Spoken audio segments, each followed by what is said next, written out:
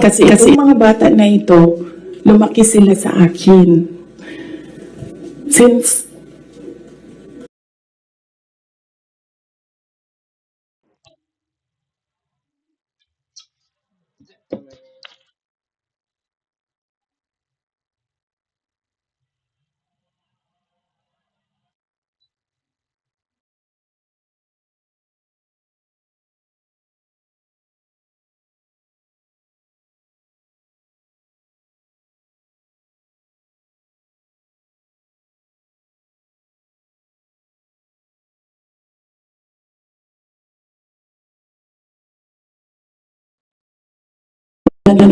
ko because I need to go home to my children. Kasi kahit na Vice President ako, gusto ko pa rin na maalala nila na nandyan yung nanay nila dahil sa loob ng bahay. Hindi naman Vice President tingin sa akin ng mga anak ko. Just plain, mama, may kailangan ako, mama, may problema ako. Sabi niya, yes. Dalawa lang yun. Sabi niya, yes.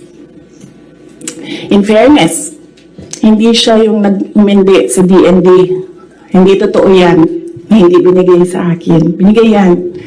Nung nanalo na, sinabi ko na ito dati, ulitin ko lang. Nung nanalo na kami, nakita ko yung boto.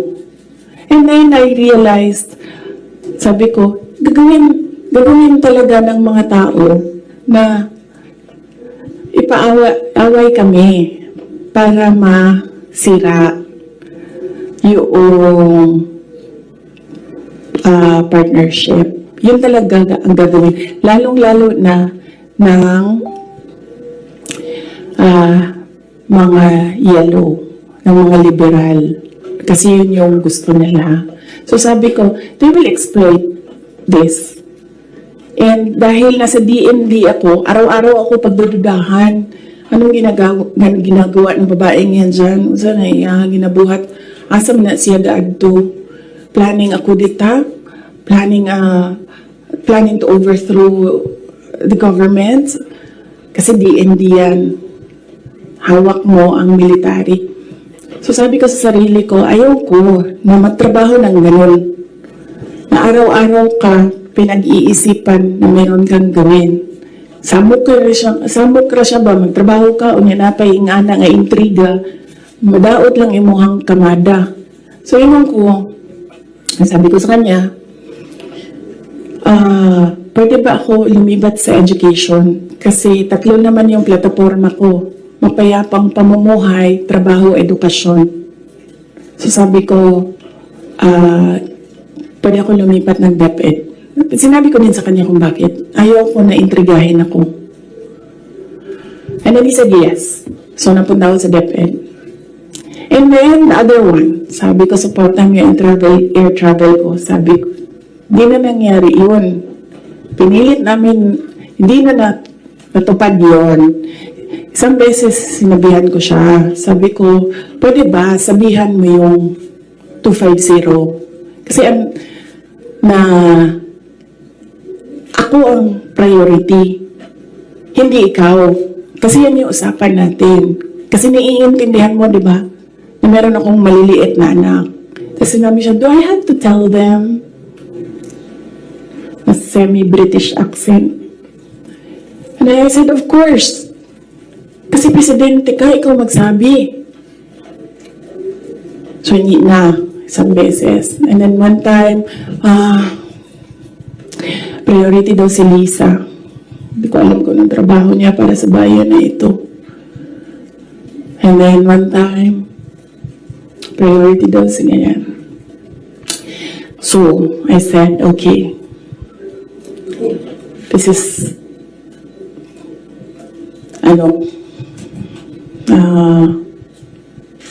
some form of insincerity. Okay, wala naman problema yan. Maliit na bagay lang yan kasi akin.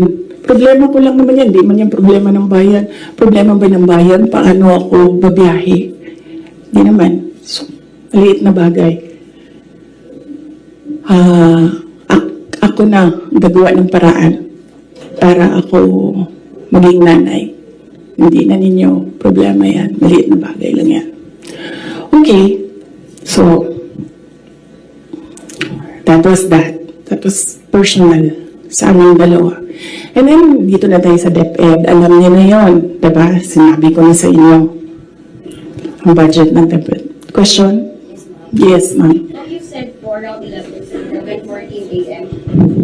Hindi ko kasalanan na we're in this road to hell. Hindi ko kasalanan na hindi marunong. You did not finish your sentence, sir, ma'am. Can you elaborate po? Hindi marunong maging presidente ang nakaupo. Kasalanan ko ba yun? Hindi. Ba sinasabi ng mga tao, kasalanan mo kasi hindi ka tumakbo, ikaw sana yung presidente, hindi siya. But then I said, maaga ako nagsabi na hindi ako tatakbo for president. May madaming mga negative doon sa listahan. Okay. So, yes, sir. Yes. Sir, tapos ka na. Balikan kita. Ikaw muna, sir. Hey, hanggang anong oras ito, JC? It's up to you, ma'am. To you?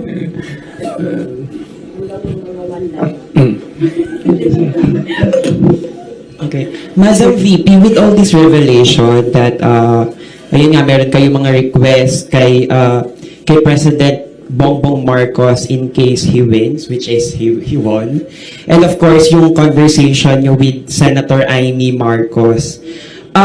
Ngayon ba, do you regret teaming up with President Ferdinand Marcos during the 2022 elections? Alam mo, inisip ko yan. Naisip ko na yan. Hindi, naisip ko kasi, ganito. Sila yung tumatakbo, di ba? Tumakbo si BBM, tumakbo si Lenny. So, either lang naman sa kanila yung mananalo noon. Tapos mayor ako ngayon. Imagine natin, parallel world na either sa kanila ang president and then ako ang mayor. So I'm sure, lahat ng mga nakapalibot sa kanila, magtitingin pa rin sila sa akin doon sa Davao City. Hahabulin pa rin nila ako doon sa Davao City because tinitingnan nila, yung mga nakapalibot sa kanila, wala na yan silang pakialam kasi president na sila, diba? Pero yung mga nakapalibot sa kanila, may pakialam. Kasi sila yung tumitingin ng future. Sila yung tumitingin ng 2028. And then, meron akong realization yan because ang nagsabi sa akin yan, si former Senate President Manny Villar, sabi niya, wala kang kawala dyan. Saan ka man magtago, saan ka man pumunta, hahabulin ka nila kasi tinitingnan nila ang 2028. So, I don't regret running for Vice President kasi imagine nyo, kung mayor ako, tapos hinahabol nila ako ngayon. Diba? Napakadali nila ako isuspend. Napakadali nila ako kasuhan. Napakadali nila ako tanggalin sa pwesto as mayor. Ngayon, hindi nila ako matanggal.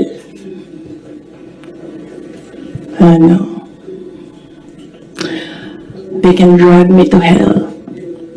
Pagdating nila doon, ako pa rin yung presidente ng impyerno.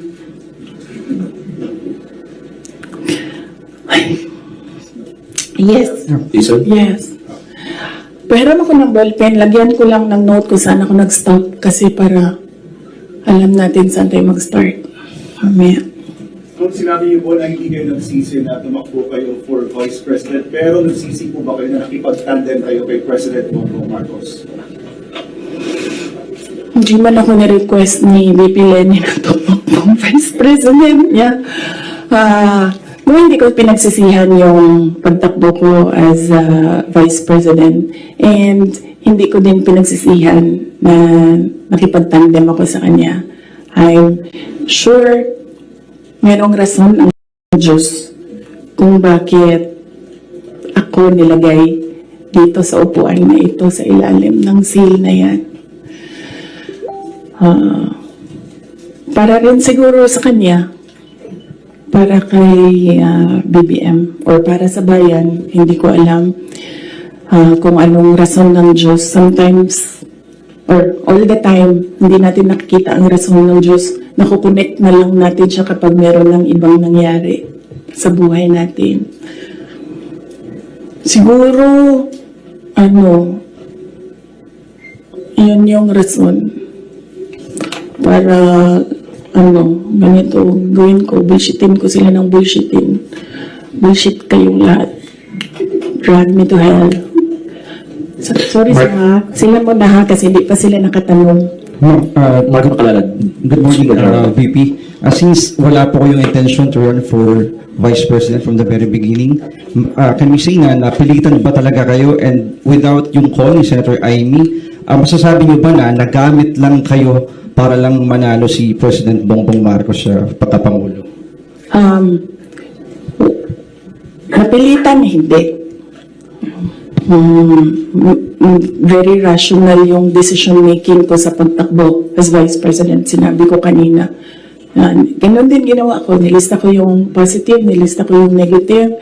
Nandun yung positive, sinabihan ko yung pamilya ko, tell me the negatives. So, ano yung isang tanong? Nagamit. Yes. Clear naman yun. Tinanong ko, bakit ako? And then she said, matatalo kami ni Lenny kung hindi mo dalhon ang mga Bisaya. Kaya nagbigay ako ng options. Bisaya tanan. De La Rosa, Bongo, Manny Pacquiao. And then she said na hindi kakayanin. Except for Manny Pacquiao, hindi naman siya nagsabi na hindi kakayanin. Ang sinabi lang niya, nag-refuse si Senator Manny Pacquiao. So, of course, ginamit nila ako para manalo sila. Obvious naman yun. Gusto niyo makita yung survey? Hindi ko siya dala. Pero next time dalhin ko, and then pwede kayo tumingin pero hindi kayo pwede mag-picture. Yes, ma'am. Joel, DWIC. Yes. Ma'am, good morning. Ayong buntag, ma'am. So, tanaw mo, ma'am, sa tingin mo, ma'am, dapat tumakbo na lang po kayong presidente? Hindi din.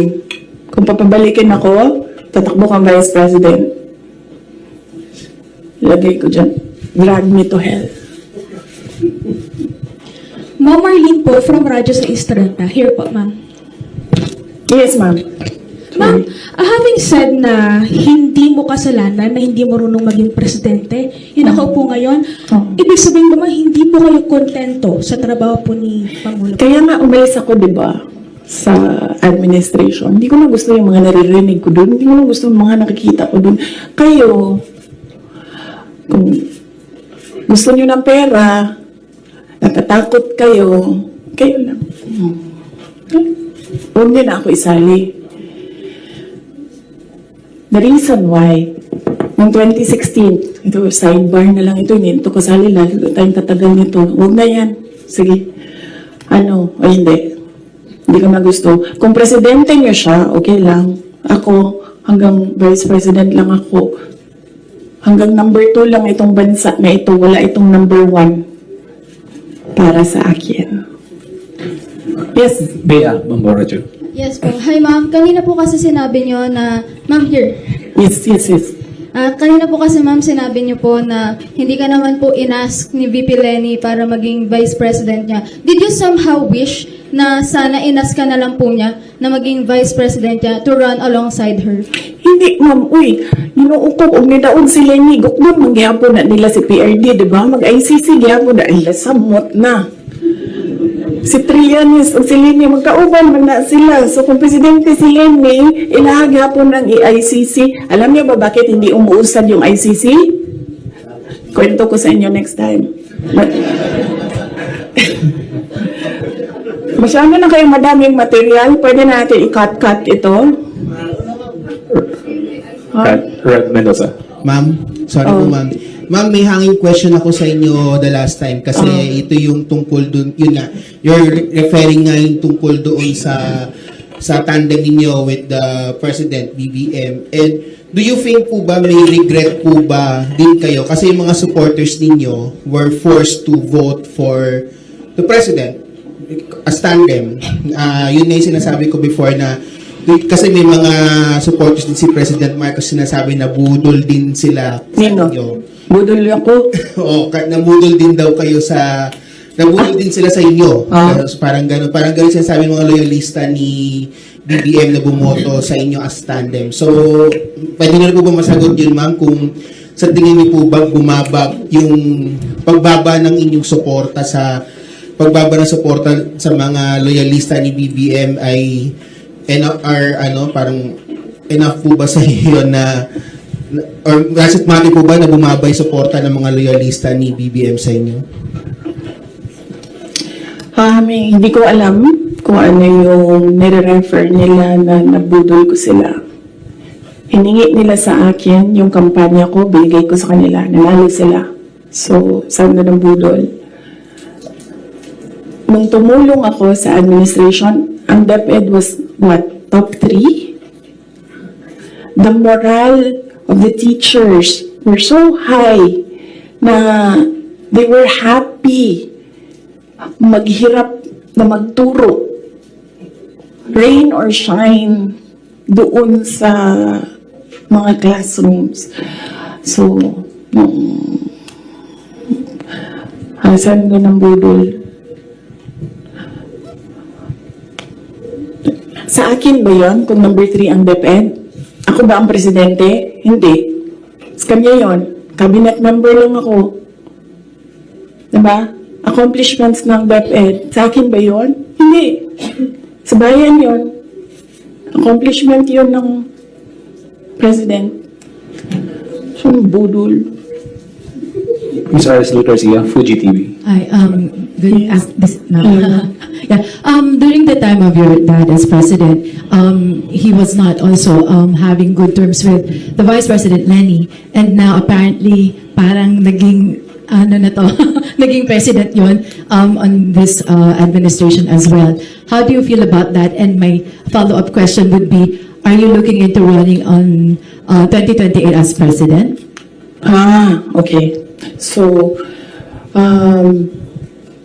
si PRD, in all fairness to the person, hindi yung nangigipit ng tao.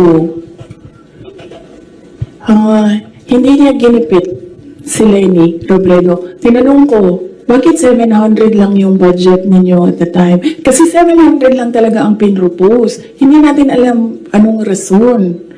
Yan yung sinabi ko doon sa budget hearing. Hindi siya nagigipit. Sinuspend ba ni PRD o tinanggal sa pwesto mga politiko na kaibigan ni Lenny? Lahat ng mga tumatanggap sa kanya doon sa iba't ibang lugar, nasuspend ba yun? Nawalan ba ng budget? Wala naman. I don't remember anyone ever complaining na naalis sila sa pwesto kasi kaibigan nila sila ni Robredo. Wala. So, hindi yan siya mahilig manggipit ng kalaban. Kung maalala niyo, kalaban niya sa politika, hindi sa personal na buhay. Sa politika, si Speaker Nograles, never yun nagipit sa Davao City. Si Trillanes, yan. Mortal enemy niya si PRD. Si PRD thinks nothing of him. Pero, ginipit ba yun? Wala. Diba? Kita nga natin siya kung saan-saan. Kita nga siya sa kasamang Lance, may I go? Diba? News Watch Plus. Good morning, ma'am. Hello. Good morning. Good morning. Yes, sir. Good morning po. So, since we're on the topic of the election, 2022 elections, recently po kasi nagkita si Pangulong Bongbong Marcos at si Vice President Robredo sa isang event sa Sorsogon. And may sinabi po si Pangulong Marcos na this may be a step for political reconciliation. How do you feel about this meeting and that statement? Wait lang ha. And the 2028 question, ma'am. Oo. Sa sunod na lang yan, ma'am. Ano ba yung sinabi ko na date? Kailan nga ba yun? Fourth quarter of 2026. Fourth quarter of 2026. So, kung mag-advise ako kay Lenny,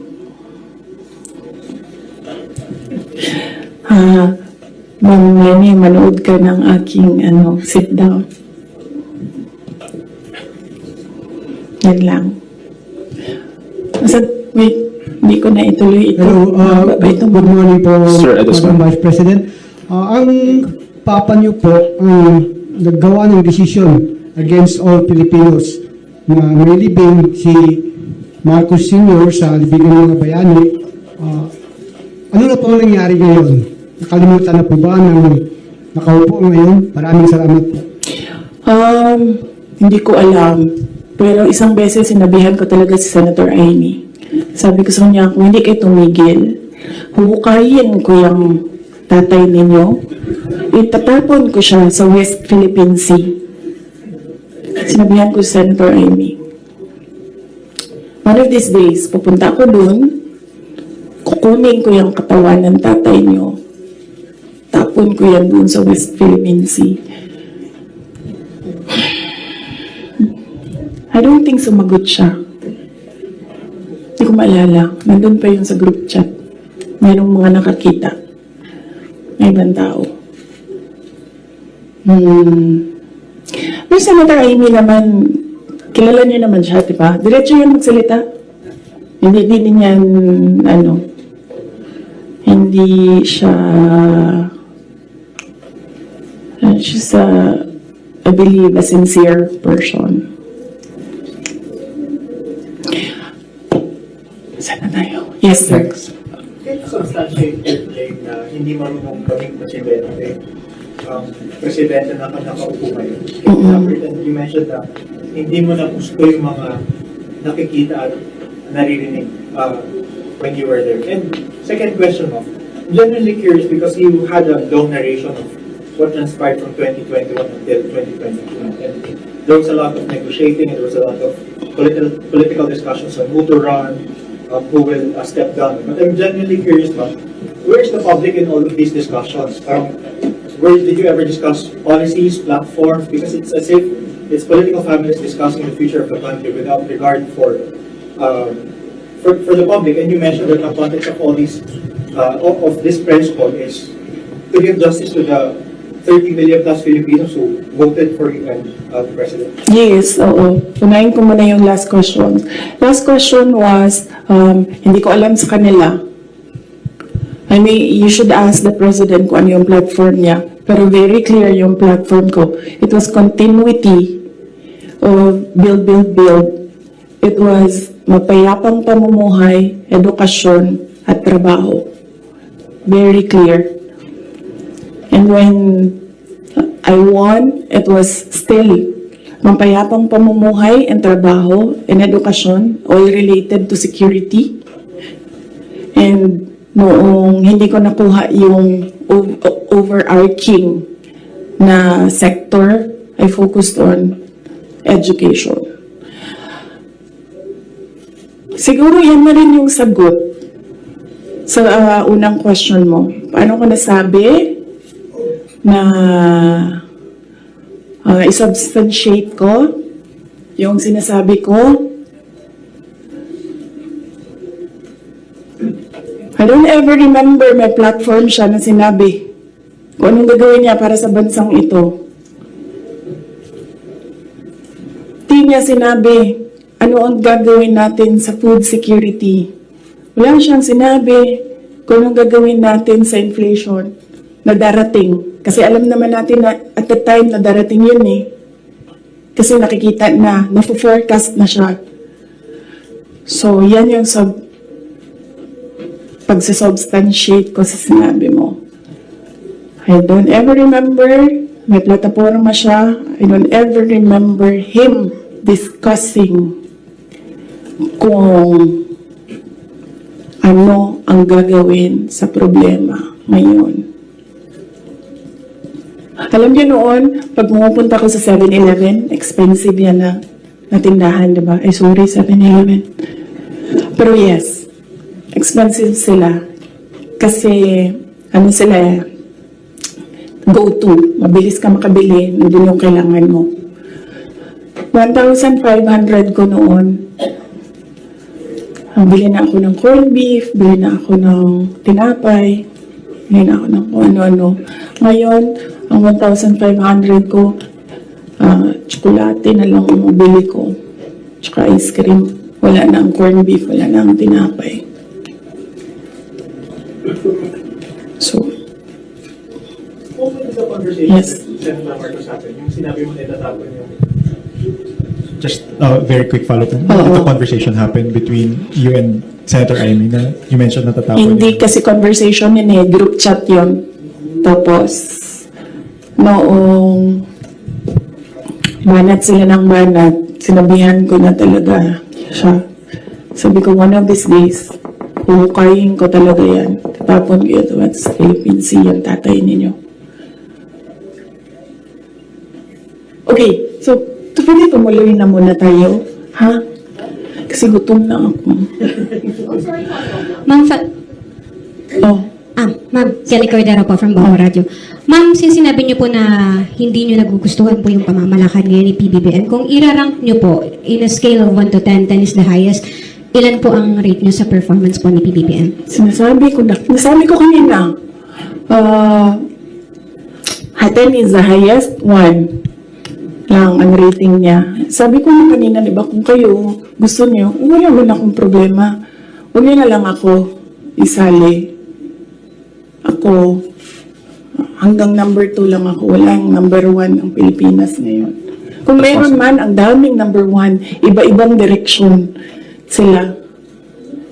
Months follow-up? Ma'am, follow-up lang po, since you mentioned na President Ferdinand Marcos, you don't remember at all him discussing with you kung ano yung platform niya when he run for the presidency. Pero kayo po ba, did you insist na parang sa part ninyo, this is what you want for the country?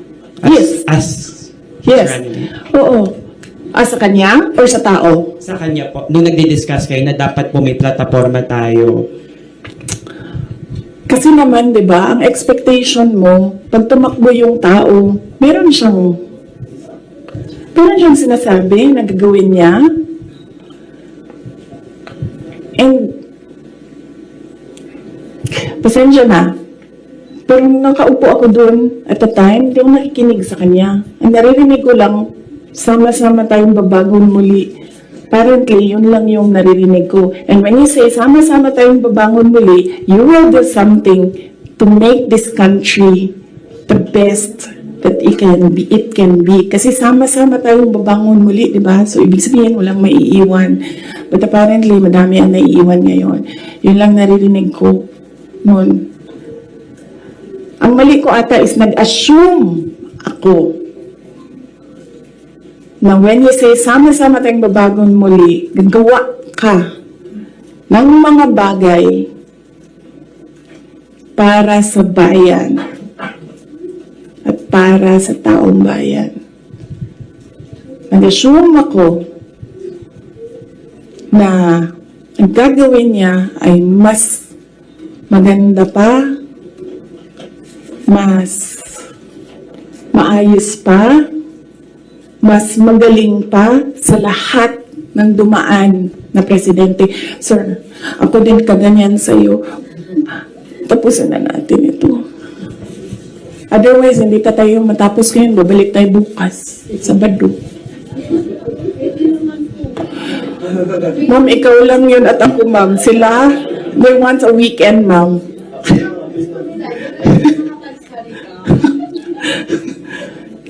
Wait lang. Sasaki, Yes, sir. yes, sir. Yes, sir. Yes.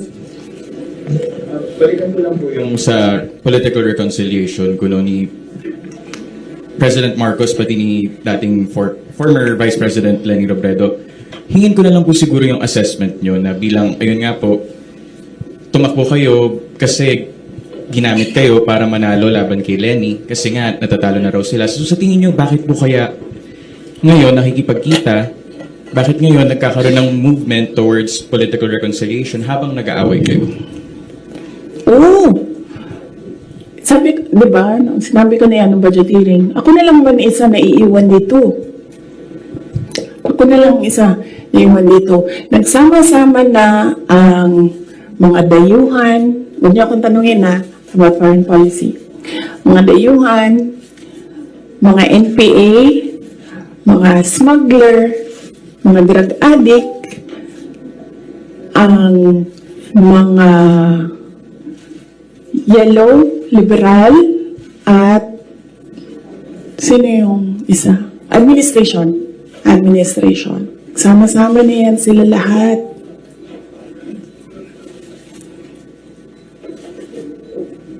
Ako lang na naiwan dito sa... Kaya nga, ito lang ang lamesa natin, oh. Kasi ako lang mag-isa na. For what? I think, di sila ganahan siguro sa kuha. Tungalig di sila ganahan sa kuha. Nga na mo ginong mga insecure.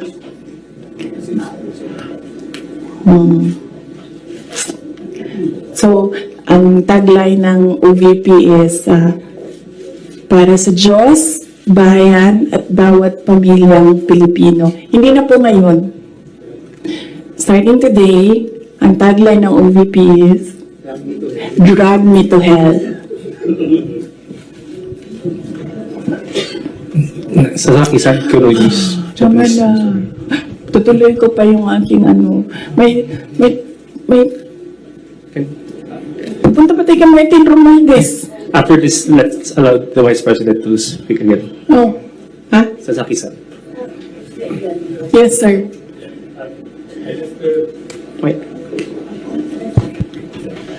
I just wish to have a question. If you didn't participate, if you didn't join UNITEAM as a vice president 2 years ago in the election, do you think BBM could not elected? And do you think that was better without for people of the Philippines? And also, do you feel your contribution was underestimated or ignored by the administration? Contribution to the campaign, to the election. Okay. If I did not run, would he have won? I do not know. I've not seen his numbers without my number, but I'm sure their side has seen his numbers against Leni Robredo with and without Sara Duterte. So, I've not seen it. I wouldn't. Maybe I think they know that they will not win because that was what Senator Amy said. We cannot win against Leni Robredo without Visayas and Mindanao. Yes. The other one is, the other question is... Do you think if you didn't agree to be in a unity,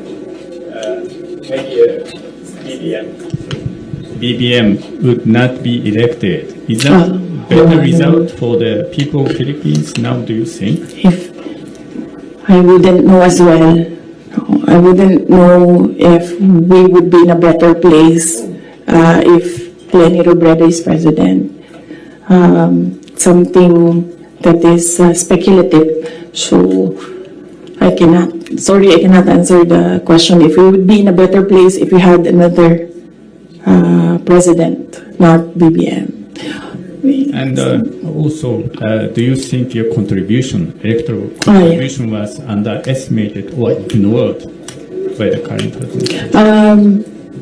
Yes, I believe so, because we are here today because he said he was deceived. So yes, I believe yes, and they've been saying that in their communications, that in fact, ayaw ko i-mention ang pangalan niya, so I'll just mention his initials, LG. Yan ang sinasabi niya. She did not bring anything to the table. When in fact, I am here sitting down today to tell everyone they needed me. I don't need them. So, sabi ko kanina sa bar, haba yung yung 2016. Balik tayo 2016. Kanina na, 2021 lang tayo ngayon. Balik tayo 2016.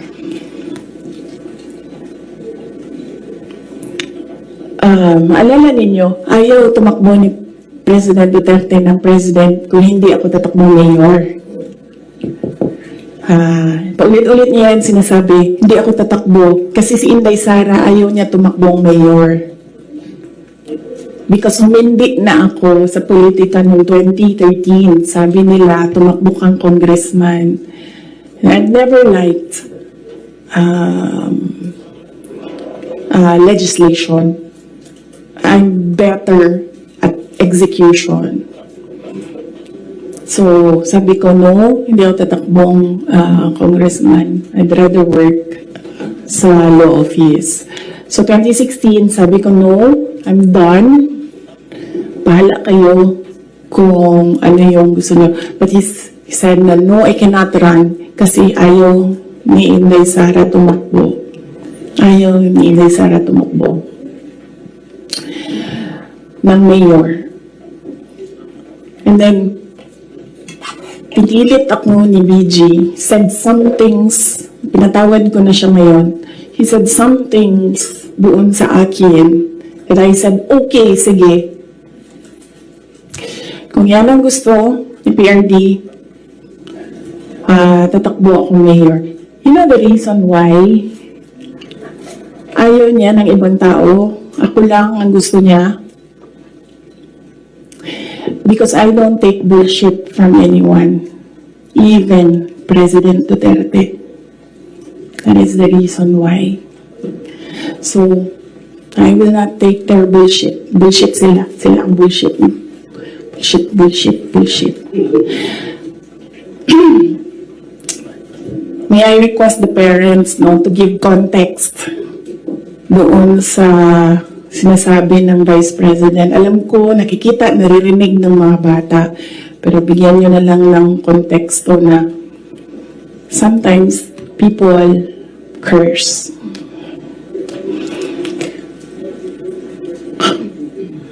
Ano na? Oh, so DepEd. So, personal, and then, bakit ako nag-resign, umalis sa administration, DepEd. Alam niyo na yon. Sinabi ko na yan, 2 tao lang nagkukontrol dyan. Ulitin ko lang mabilis. Si Zaldico, Martin Romualdez. Kita natin yan. Tingnan nyo ang NEP, tingnan nyo ang GAA, tingnan nyo ang tingnan nyo ang NEP, tingnan nyo ang GAB, General Appropriations Bill, tingnan nyo ang GAA. Makikita ninyo ang galawan dyan. Hindi na siya kailangan ng expert. Sundan nyo lang kung ano yung nagbabago. Anong isa pa? Na-proof ko dyan, yung AKAP. Diba? Nagtalo sila sa AKAP. Sinasabi ng mga senador, hindi naman namin nakita yun noon eh. Sabi ni Saldico, o diba? Pinirmahan nyo, digital signature ninyo, pinahiram ninyo, pinirmahan nyo yan. Nandun yan. Wala nang bycam na nangyayari. Ang sa akin lang, presidente ka, diba? So you have the full cabinet of experts, finance experts nandyan sa iyo. So nakikita nila, diba? Oh, President, Mr. President, ito po yung rep natin. Pero pagdating po sa GAB, ganito na po yung nangyari. Di ba magtatanong ka na, ano nangyari? Bakit naging ganito? Di ba? O ako lang ba yun? Well, kung ako yun, ganun. Ano nangyari? Bakit nang ganito na ang GAB? Pagdating ng Senate, ano nangyari? Tingnan nyo. Bakit ganito na? Pagdating ng BICAM, di ba? Merong daming insertions doon. Walang paper trail and then suddenly sa BICAM nandoon na. Uy, di ba magtatanong ka? Bakit ganito? Ano nang ginagawa sa budget? Hindi ko nakita yun Hindi ko lang alam kung alam niya. But there is an expectation that alam mo kasi ikaw ang nag-submit ng NEP and nakita mo kung anong lumabas sa DAA. So there is an expectation na alam mo kung anong nangyayari sa budget. So, merong president na, okay, ito yung NEP. Then, after a few months, okay, ito yung yung wondering kung alam niya kung ano nasa page 2.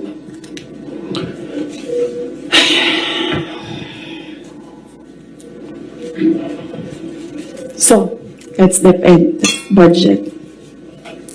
Ang huli is yung taong bayan. Okay?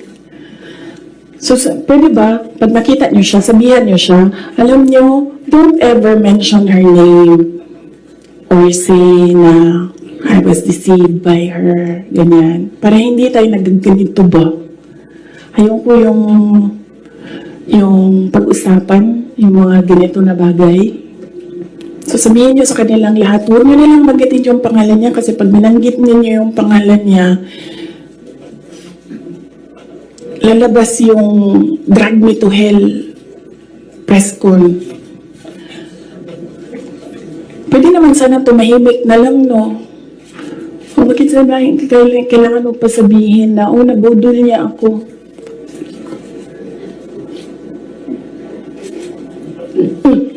So, taong bayan.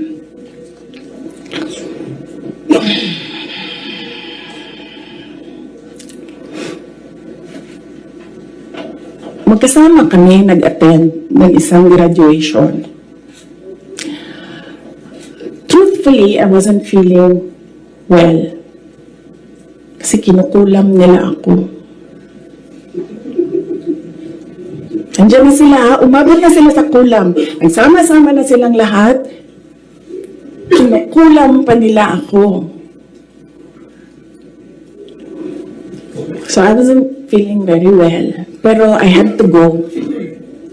Kailangan ko pumunta. Kasi para naman sa graduates yun. Hindi para sa akin yun. It's their happiest day. So nagsama kami. Nagsama kami. Katayo kami. Doon.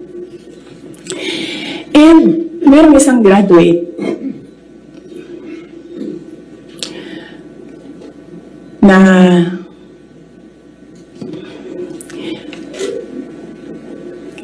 alam nyo, para sa akin, there was some sort of inappropriateness sa ginawa ng bata.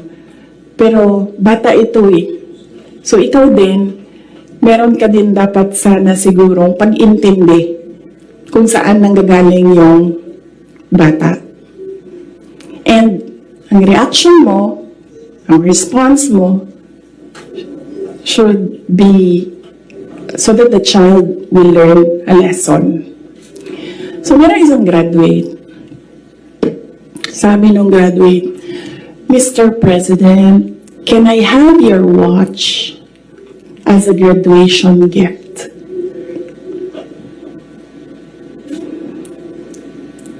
And narinig ko, tabi ako, di ba? Narinig nung katabi ko. Narinig nung katabi ng katabi ko. But apparently, this guy, di niya alam kung ano isasagot niya. So, ang ginawa niya, pinaulit niya sa bata. What did you say? So, this time, syempre bata, hindi niya alam ba saan yung inulit ng bata, louder this time.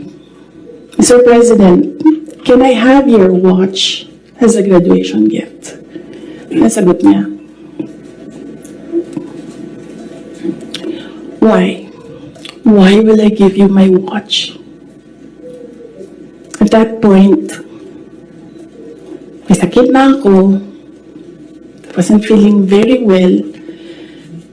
Nandun lang ako, nakakatayo ako doon kasi may gamot ako. Gusto ko tanggalin yung ulo niya ba?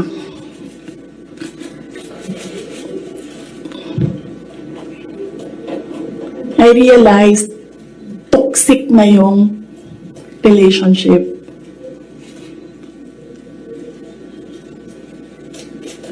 And it did not help na itong dalawang katabi ko, tumawa pa. Pinagtawanan pa nila yung bata. And I saw the humiliation sa face ng bata. I wanted to help him. Gusto ko sabihin sa kanya, itong relo ko na lang, relo ito ng Vice President, ito relo ng Presidente, pero I hope this will do. And then I realized na baka mas lalo mapahiya yung bata if I do that. So I just imagined myself cutting his head. Gusto ko, ganun din ang gusto ko gawin doon sa mga katabi ko. So na-realize ko, toxic na ito.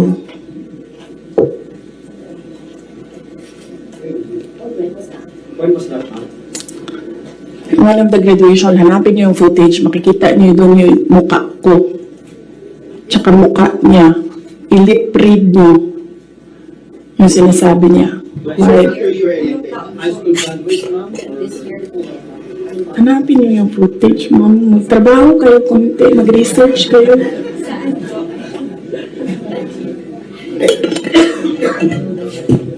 So, gusto ko sabihin sa kanya, bago ko tanggalin ang ulo mo, yung batang yan yung magpapakamatay para sa bayan natin. Nag-aral yan ng 4 na taon, naghirap yan ng 4 na taon, walang tulog araw-araw para mag-training kasi mamamatay yan para sa bayan natin. Yan yung batang yan, ang mapuputulan ng daliri diyan sa fiasco ninyo sa West Philippine Sea. And then, I'll cut his head. So, na-realize ko, toxic na, diba? Ganyan na yung imagination mo. Ang imagination mo, sinasakal mo na yung tao. And then I said, this is over. Tapos na. And then, so hindi pa natigil. Doon sa Tamayong, sa barangay Tamayong, sa Davao. Alala niyo? Pinupukpuk nila yung mga tao doon. Hinampas, pinupuk. Doon sa diversion road ng Davao City, tinirgas nila yung mga tao doon. Isang tao lang ang hinahanap mo, ha? Bakit mo pukpukin yung 30? Bakit mo itirgas yung 100? Paano nag-surrender yung tao? Di ba kinausap lang? Kinausap lang siya. Mag-surrender ka. And then he said, okay, I will surrender. So anong purpose na pukpukin yung tao na hindi naman niya alam na saan si Pastor Kibuloy, nandun lang siya, nagtatrabaho, doon siya nakatira. Anong purpose? Anong purpose na i-tear gas mo yung tao for expressing his desperation, his frustration, his anger? Para lang maghanap ng isang tao na in the end, paano nag-surrender? Kinausap. Nag-surrender siya.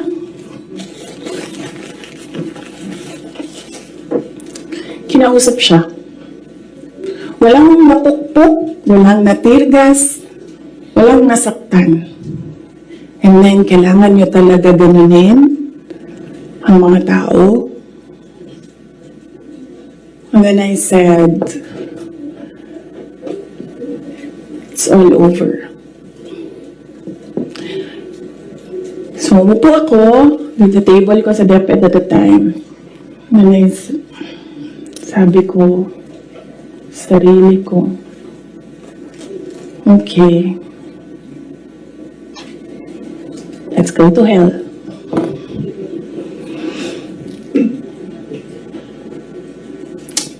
So, ano bang ginagawa?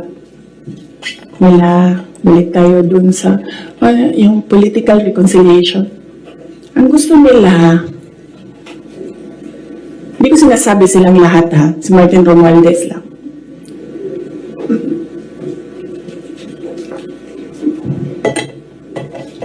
Ang gusto ni Martin Romualdez,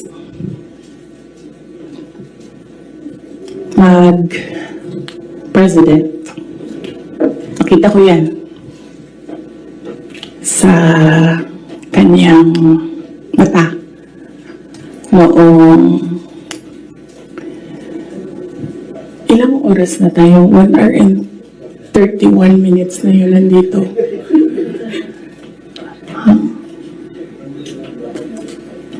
I-cut na lang natin. Tapos next week yung Martin. Pwede, madami na kayong material, diba? Okay na yun? Sige. Ang questions natin doon lang sa 1, 2, 3 ha. Sa personal, sa budget, sa DepEd, and kung the way he treats. Alam nyo, may red flag na yan noon eh. Nung kampanya, may red flag na yan. But unfortunately,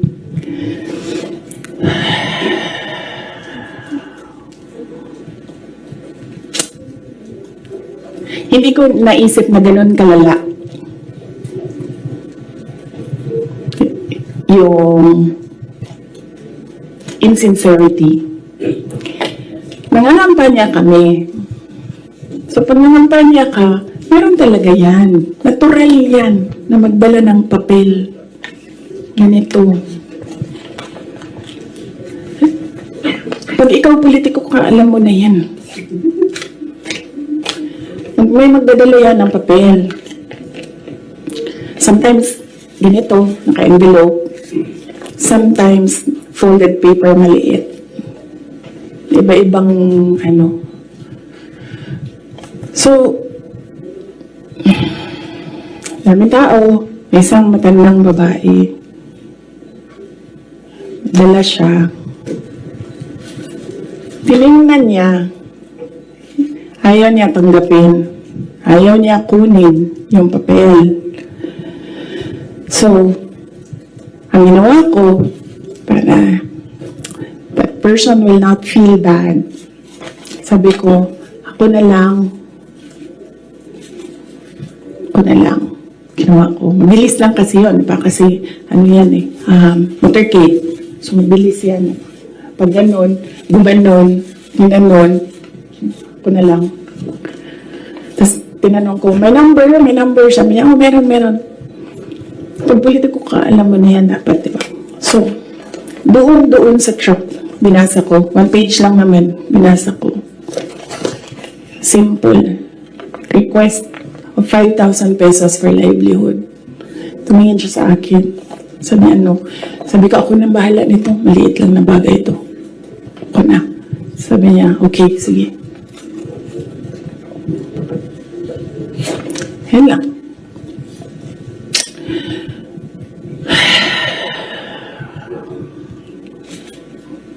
Alam mo yun? Maliit na bagay yan ba? Kunin mo. Basahin mo. May number dyan. Tawagan mo. And then you say, okay. Ano ang mga documents na kailangan namin? Okay, bigay mo. And then, okay. Complete documents. O yan. Tapos, alam mo, for some people, wala lang yung 5,000. But for other people, 5,000 is everything. Kaya merong governor ngayon, hanapin niyo siya. Hindi siya nag-BBM. Kasi, at first ayaw niya sabihin. Kaya ayaw ko sabihin yung pangalan niya ha, kasi ayaw niya talaga ikwento. Pinilit-pilit namin siya, bakit ayaw mo mag-BBM? Bakit ayaw mo mag-BBM? Ayaw ko sabihin kung sino yung kasama ko, pero may kasama ako. And then, bakit ayaw mo mag-BBM? Sabi nung kasama ko, kausapin natin ito, iupo natin itong governor na ito. Sabi ko, okay, sige, sabi mo, bakit ayaw mo mag-BBM? Sabihin mo sa akin. Kitayo mo. Ganun din ang kwento ng governor. May ibang version lang, konti. Hindi straightforward na ganun.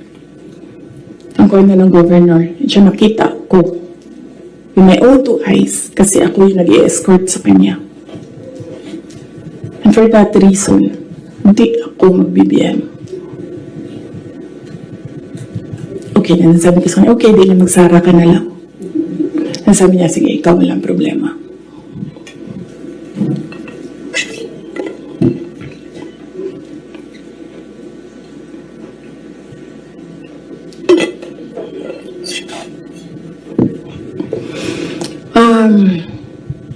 Sorry.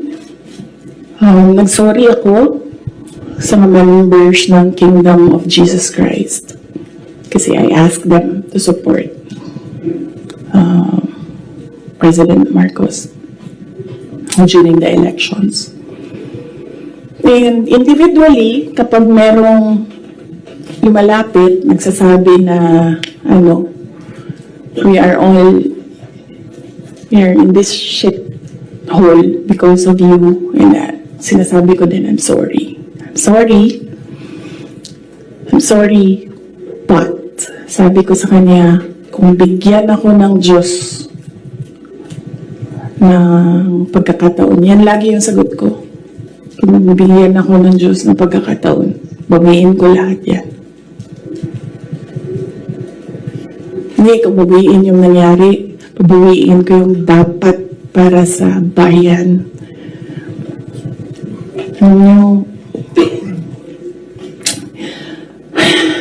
Next week na lang yung kay Martin. Pero si Martin talaga is an embarrassment for the Philippines in the global stage. Kakahiya. Next week na lang or next week after Undas. After Undas, pag-start ng house. No? Pwede. Pagbalik ng house. Kasi I think nakabakasyon pa sila. Ma'am, question lang. Ma'am, nag-campaign kayo ni PBBM together, ilang buwan din po yun, magkakasama kayo araw-araw, almost araw-araw, and then syempre naging member kayo ng cabinet. Bakit po hindi kayo naging magkaibigan despite yung matagal na rin na pagkakasama po ninyo? Ni President Marcos, hindi talaga kami magkaibigan. Nagkasama lang kami, unang-una dahil sa eleksyon, pangalawa dahil sa trabaho. Hindi kami magkaibigan yan. Isipin nyo ha, noon, nung tumatakbo pa, meron kaming group chat. Nandun siya.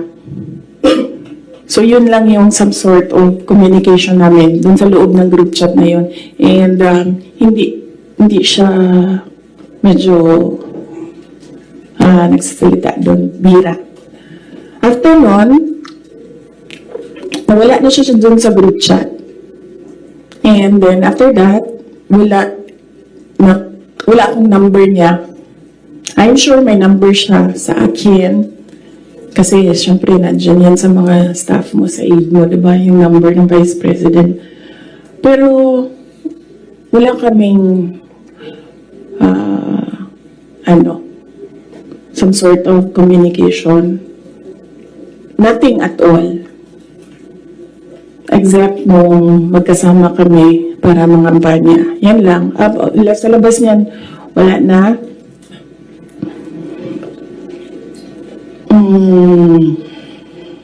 Nagkakausap lang kami dahil sa trabaho. And hindi naman lahat ng katrabaho natin, kaibigan natin, di ba? Nandun lang tayo kasi meron tayong kailangan gawin para sa kumpanya, para sa organisasyon.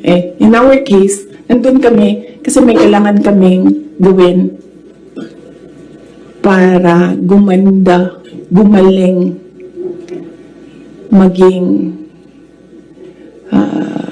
sustainable yung Pilipinas. So, yun lang yun. Dati naiimbita ako sa kanilang bahay dyan sa Malacanang, Bahay Pangulo. Dati naiimbita ako sa Bahay Pangulo. Pero I was just tolerated. Kasi may gamit naman ako. Alam mo yun? I'm useful to them. So I was just tolerated. And alam ko naman yun. But wala namang problema sa akin yun. So as long as I can do my job sa DepEd, tsaka sa Office of the Vice President, mabigay ko lang yung promise ko, plataforma ko, promise ko sa bayan, magawa ko lang yung kailangan gawin para sa education sector. Wala akong problema. You can tolerate me all you want. You can invite me sa mga gatherings nyo. Pero I knew I was tolerated. Because Lisa Marcos is another story. Unahin muna natin si Martin Romualdez.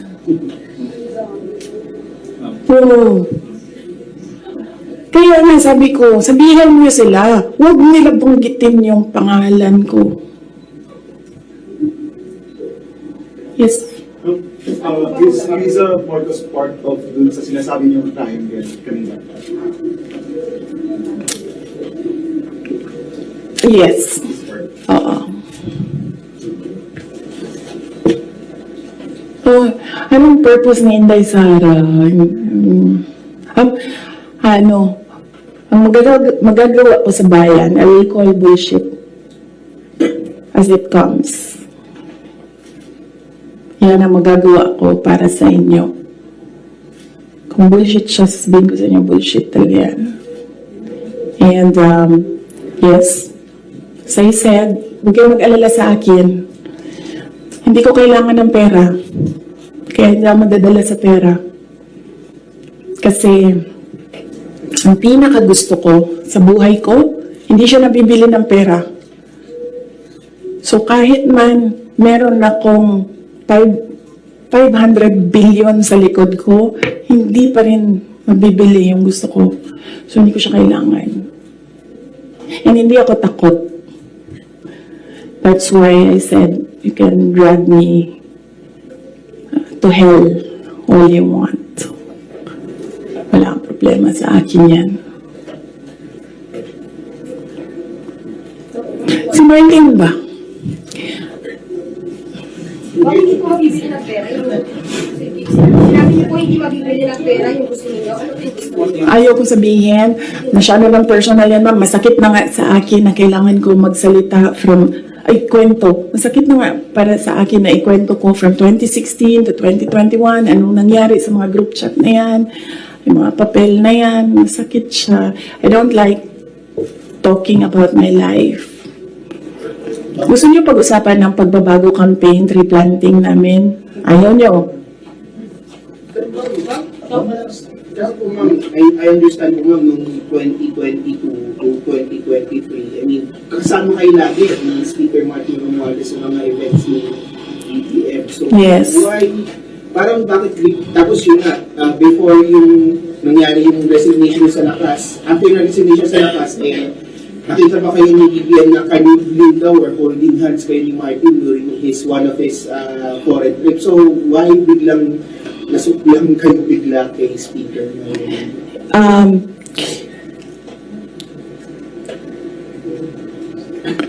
At the time, na-ambush niya ako ni Martin. Tingnan mo yung footage. Di ba nakaganyan yung kamay ko? Kasi hinihila ko yung kamay ko. Hindi ko naman siya mahila pag ganyan, diba? Nilalagyan ko ng force kasi hinihila ko. Hinihila din niya. So, naisip ko, okay, fine. Huwag na natin bigyan ng sakit ng ulo ang presidente kasi ang dami niyang kailangan gawin para sa bayan. Apparently, wala. Pero, at the time, huwag na natin, for me, sabi ko, okay, sige. Ayoko maging headache sa ibang tao. Ayoko maging pabigat sa ibang tao. Ayoko na maabala ang ibang tao dahil sa akin. So, at the time, although hinihila ko yung half-hearted din yun na ginaganon niya. So, okay. Sige. May red flag na yan si Martin eh. Magkatabi kami niyan sa airplane nung kampanya. May sinabi ako sa kanya, may sagot siya sa akin. Pero yes, imagine niyo, meron tayong speaker na on record, on paper, in another country, na tumanggap ng suhol. Kaya. Ma'am, kayo na-elaborate lang po yung speaker on record. Ay, kailan ba yung speaker part? Kailan yung Martin Romualdez part? After November? After opening ng house? Yes. Let's talk about ng confidential funds ng house. Regarding po sa DepEd and the OVP's confidential Ay, yes, as I said, antayin natin yung next hearing ng House, Good Governance. Masyado pa kasing masyadong maaga sagutin sila. Walang lumalabas eh. Gusto ko lumabas so that pwede akong magsalita. Wala. Kahapon, wala naman. No, because we're questioning about that. Pinapasumpilan nila yung mga tao nyo? Yes. Ang position ko dyan, sa DepEd, hindi na ako nakikipag-usap sa kanila doon. Sabi ko, kayo nang bahala kung gusto nyo gawin dyan. Pero dito sa Office of the Vice President, sinasabihan ko yung mga tao na kapangalan, kung ano yung gusto mong gawin, yun ang susuportahan ko. Kung ayaw mo umattend, susuportahan kita. Kung gusto mo umattend, susuportahan kita. Hindi ko pipilitin kung ano yung dapat mong gawin. Mag-decide ka, and then kung ano yung path, if you decide on the path that you will take, I will support you on that. So, hindi pa kami nagkausap nung merong mga subpoena, hindi pa kami nagkausap kung ano yung gusto nilang gagawin. Basta sinabihan ko sila, I will be with you every step of the way. Sinabihan ko din sila, kung ang decision mo ay magpa-detain, sinabihan ko din sila, sasamahan kita doon sa loob ng detention. Walang problema yan sa akin. Kasi hindi naman lahat ng mga tao kasi sanay sa pressure, sa stress. Hindi sila sanay sa mga ganyan na ilalagay ka sa national TV, papahiyain ka. Hindi lahat ng tao nakakapag-isip ka agad kung anong gagawin, kung anong sasabihin. So, some of them really are saying na magpa-detain na lang ako. And then, sabi ko sa kanila na, okay, walang problema yan. Samahan ko kayo sa detention. Sorry, on the issue of budget naman, since parang final na sa House part ng 733 million, what would that mean for the OVP satellite offices? Would that mean like total shutdown of 10 OVP satellite offices? Inaantay namin yung GAA. So, pag nandyan na yung General Appropriations Act, alam na namin kung ano, ilan. And then meron na kaming mga options ngayon. Unfortunately, hindi namin siya ma-finalize yung mga options namin. Kasi hindi namin talaga nakikita kung ano yung nasa batas. Hindi pa kasi batas yung gabi. So, antayin namin, pag nakita na namin kung ano yung numbers, then pipiliin na namin anong options para sa Office of the Vice President. But rest assured,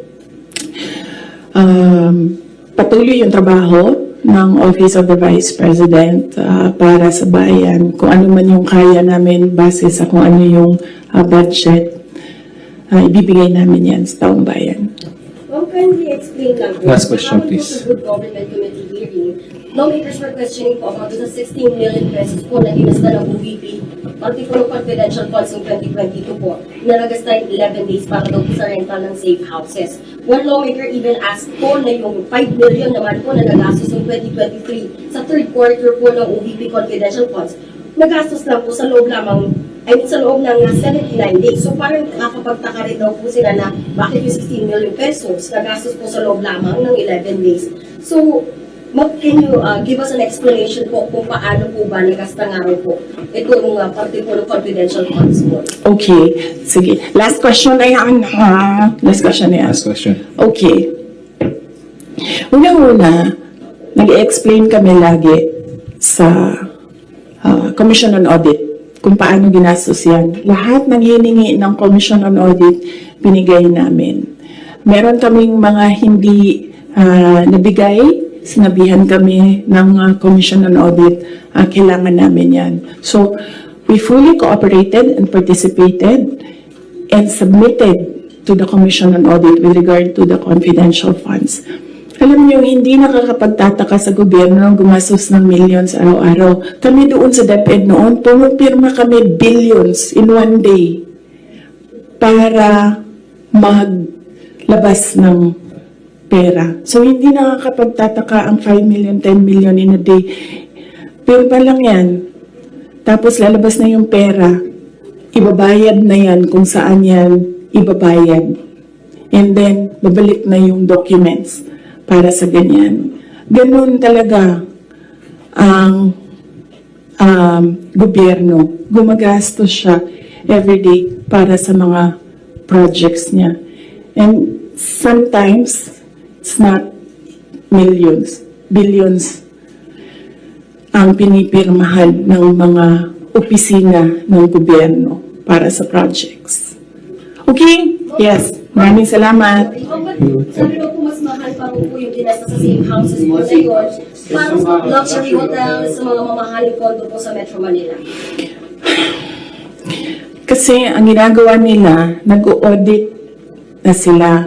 Kaya ako hindi sumasagot doon sa kanila kasi ang ginagawa nila, sila na yung nag-audit. Hindi naman yan tinanong ng Commission on Audit.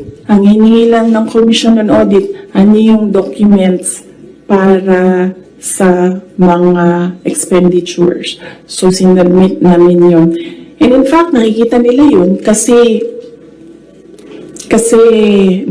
sinubina nila lahat ng documents. The thing with the hearing is kung makikita mo, kahapon, hindi ko napanood, kaya hindi ako mag-comment, pero nakita ko sa transcript na kahit anong sabihin ng tao na nakaupo doon, ng resource person, kukontrahin siya noong nagtatanong. Walang tamang sagot sila tatanggapin. Kahit yung COA na mismo ang nagsabi kung ano yung trabaho niya, hindi nila tinatanggap na sagot. Kasi bakit ba? Kasi nga, sa simula, sinabi ko, gusto nila impeachment. Hindi nila magawa kasi wala silang kaso for impeachment. So, ang ginagawa nila dyan, nagpi-fishing sila na nagpi-fishing, gahanap sila ng hanap. Alam nyo, before ako umupo, alam ko, impeachable officer ako. So, binasa ko yan. Ano ang impeachment? What are impeachable offenses? Ano ang pwedeng gawin mo na ma-impeach ka? Binasa ko yan lahat. Si BBM, sabihin ko sa inyo, may listahan ako ng 5 bagay na impeachable offense niya. Pero sa tingin niyo, papasa dyan sa House? Of course, hindi. Diba?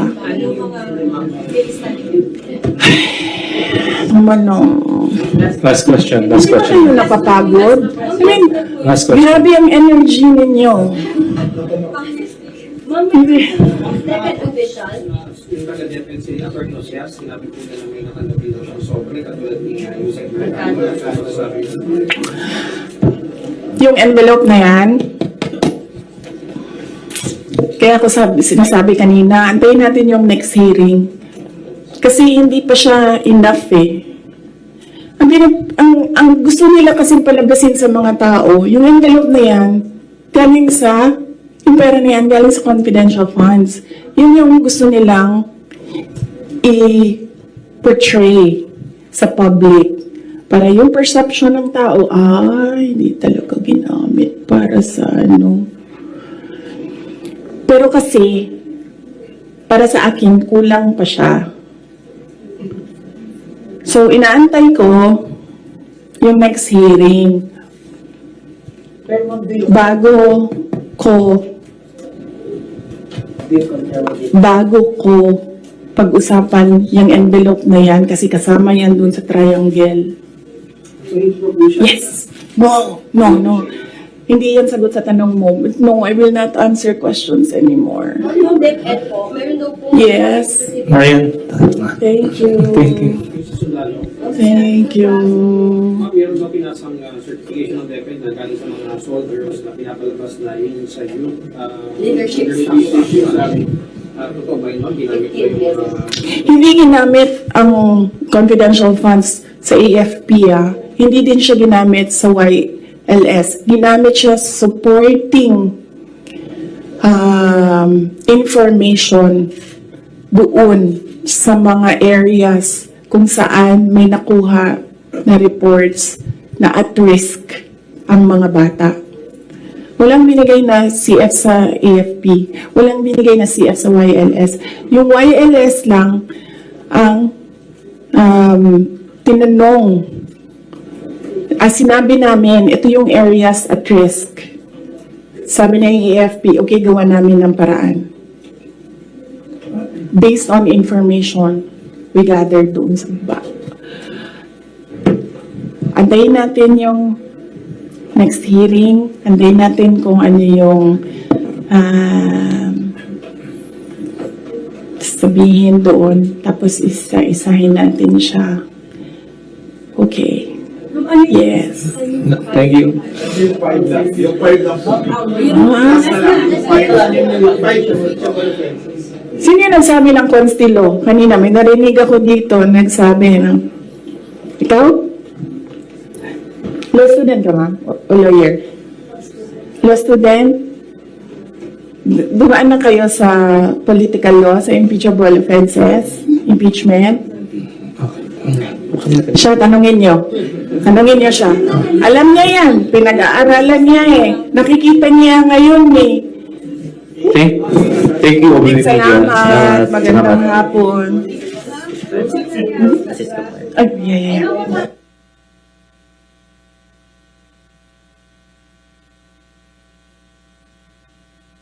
Ayoko umupo ulit. Umupo, walang na namin yung tanong. Diniconstruct ko yung tattoo. Diniconstruct ko yung tattoo. Anong tattoo yan, ma'am? Yung nandito sa... Dati, nakikita mo naman sa footage dati. O hindi ito self-harming ha. Inano to, diniconstruct ko yung tattoo. Ma'am, yung hindi ako wangkot, anong meaning na? Signature niya daw yon yung tatlong dots. Signature niya. Hindi, nasa front. Hindi, nandito sa leg. Thank you. Thank you, OBP Media. Thank you.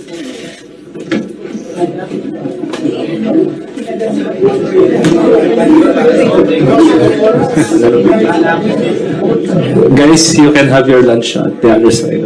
May lahat na.